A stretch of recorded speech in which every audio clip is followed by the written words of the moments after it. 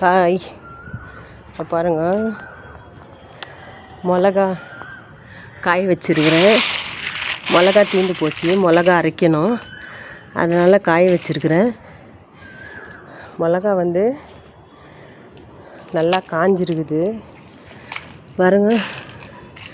இப்படி ஒடிச்சா இப்படி ஒடினோம் மிளகா. இப்போது மிளகா நல்லா காஞ்சிருக்குது. இது வந்து 2 மிளகா போட்டிருக்கிறேன் நான். ஒன்று வந்து இந்த மாதிரி நீட்டு மிளகா, ஒன்று வந்து பேடிகை மென்ஷன்காயின்னு சொல்லுவாங்க, அந்த மிளகா ஒன்று. 2 மிளகாவும் மிக்ஸ் பண்ணி போட்டிருக்கிறேன். பேடிகை மென்ஷன்காய் வந்து கலர் வர்றதுக்காக இந்த மிளகாவும் அது கூட சேர்த்து மிக்ஸ் பண்ணி அரைக்க போகிறேன். கூட பார்த்திங்கன்னா தனியாவும் ஒரு பக்கம் காஞ்சின்னு இருக்குது. பாருங்க, இங்கே புறா அதிகமாக வரும், அதனால் புறா வந்து சாப்பிட்டுட்டு போய்டும்ட்டு துணி போட்டு மூடி வச்சுருக்கிறேன். மிளகா வந்து காய வச்சு எடுத்து வந்துட்டுக்கிறோம். அதுக்கு தேவை என்னென்ன போட்டு அரைக்கிறேன்னு பாருங்கள்.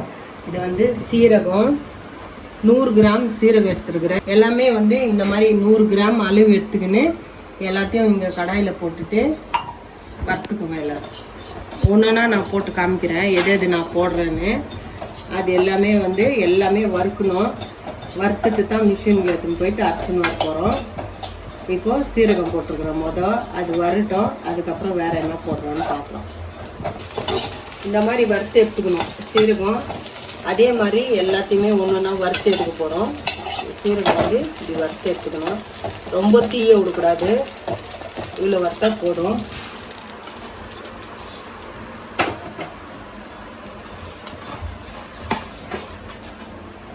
நெக்ஸ்ட்டு வந்து கடலப்பருப்பு எடுத்துருக்குறேன்.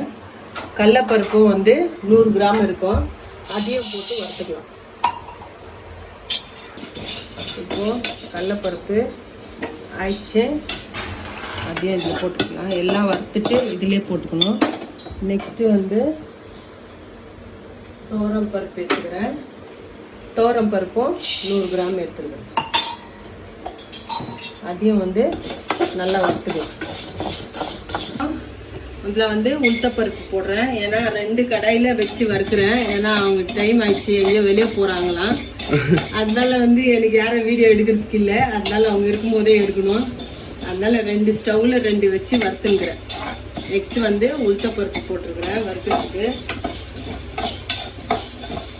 நெக்ஸ்ட்டு வந்து இது துவரம் பருப்பு ஆயிடுச்சு, இதையும் போட்டுக்கிறேன். நெக்ஸ்ட்டு வந்து புழுங்கல் அரிசி எடுத்துருக்கிறேன், புழுங்கல் அரிசியும் போட்டு வறுத்துக்கலாம். இதில் உளுத்தப்பருப்பு அதுவும் வறுத்து ஒரு பக்கம் அரிசி வறுத்துக்கிறேன். இப்போ உளுத்தப்பருப்பு வறுந்துடுச்சு, இதையும் எடுத்து போட்டுக்கலாம். நெக்ஸ்ட்டு வந்து கடுகும் வறுத்துக்கலாம். கடுகு வறுத்துக்கலாம். இந்த பக்கம் அரிசி வரணும்.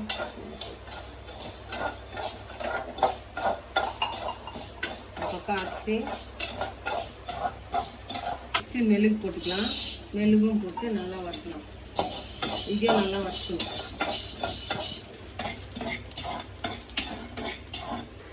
இப்போது கடுகு நல்லா வந்துச்சு. இப்போ கடுகு எடுத்து போட்டுக்கலாம். கடுகு எடுத்து போட்டு நெக்ஸ்ட்டு வந்து கருவேப்பிலை. நெக்ஸ்ட்டு வந்து கருவேப்பிலை போட்டுக்கலாம். கருவேப்பிலையும் போட்டு அதையும் வறுத்துக்கணும். சிம்மில் வச்சுருங்க, அது அந்த சூட்டிலே வந்துட்டு நல்லா இதுவாகிடும், அதுலேயே வறுத்துக்கலாம். நெக்ஸ்ட்டு வந்து மஞ்சள், இந்த மாதிரி கொம்பு மஞ்சள், இந்த மாதிரி மஞ்சள் வாங்கிக்கணும். இந்த மஞ்சள் வந்து 150 கிராம் வாங்கியிருக்கிறேன் நான். இதை வந்து சின்ன சின்னதாக இடிச்சிட்டு அதிலே போட்டு அரைச்சின்னு வர போகிறோம். இது கொம்பு மஞ்சள். நெக்ஸ்ட்டு இந்த மெழுகு, அதுவும் ஆயிடுச்சு. மெழுகு அதுவும் வந்துச்சு, அதுவும் போட்டு.